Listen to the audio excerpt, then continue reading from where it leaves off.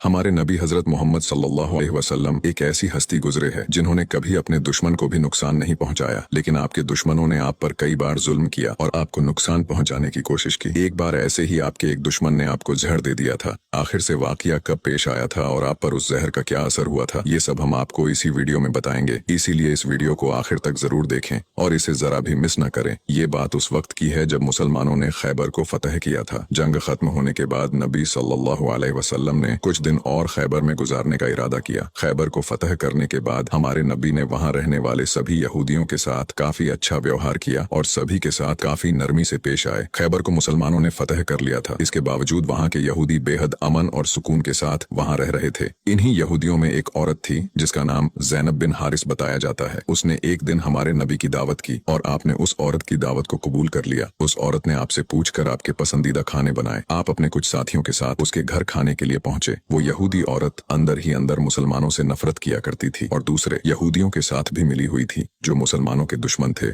उस औरत ने खाने में पेश होने वाले बकरी के गोश्त में जहर मिला दिया था। जब जहर से भरे उस गोश्त को आपके सामने पेश किया गया और आपने खाने के लिए एक निवाला उठाया और अपने मुंह में रखा तो आप समझ गए कि इसमें जहर मिला हुआ है। आपने तुरंत अपने साथियों को खाना खाने से रोक दिया और कहा कि इसमें जहर मिला हुआ है, लेकिन अफसोस के आपके कुछ साथी उस वक्त तक कुछ गोश्त खा चुके थे जिसकी वजह से उनकी शहादत हो गई। कहा जाता है कि जहर के बारे में हमारे नबी को उस जहर की बोटी ने ही खबरदार किया था। इस वाक़े के बाद उस औरत के साथ साथ उसके सभी साथियों से पूछताछ की गई तो उन्होंने न सिर्फ अपना गुनाह कबूल किया बल्कि ये भी कहा कि हमने आपके साथ ये इसलिए किया क्योंकि हम ये देखना चाहते थे कि आप अल्लाह के सच्चे नबी हैं या नहीं। अगर आप अल्लाह के सच्चे नबी हैं तो इस जहर का आप पर असर नहीं होगा और अगर आप अल्लाह के नबी नहीं हैं तो हमें आपसे छुटकारा मिलेगा। ये बात तो सब जानते हैं कि हमारे नबी ने कभी किसी से बदला नहीं लिया, जबकि आप पर कई बार बहुत जुल्म किया गया जिसके बारे में कोई सोच भी नहीं सकता। लेकिन जब उस जहर की वजह से आपके सहाबा की शहादत हुई थी तो कानून के मुताबिक उस औरत को भी कत्ल कर दिया गया। लेकिन कुछ रिवायतों में आता है कि उस औरत ने खुदकुशी कर ली थी। वही कुछ रिवायतों में कहा जाता है कि उस औरत को माफ कर दिया गया था। इस बारे में कई मुफस्सरीन अपनी अलग अलग राय रखते हैं। एक हदीस में हजरत आयशा फरमाती है कि जब नबी सल्लल्लाहु अलैहि वसल्लम की जिंदगी के आखिरी दिन चल रहे थे और आप बीमार रहा करते थे, उस समय आप कहा करते थे कि खैबर में जो मैंने जहर से मिले हुए गोश्त का टुकड़ा खाया था उसका दर्द मैं आज भी महसूस कर सकता हूँ। ये बात कई किताबों से साबित है कि उस जहर का असर हमारे नबी के आखिरी दिनों में देखा गया था और इसी जहर के असर ने आपकी वफात में एक अहम किरदार अदा दिया था।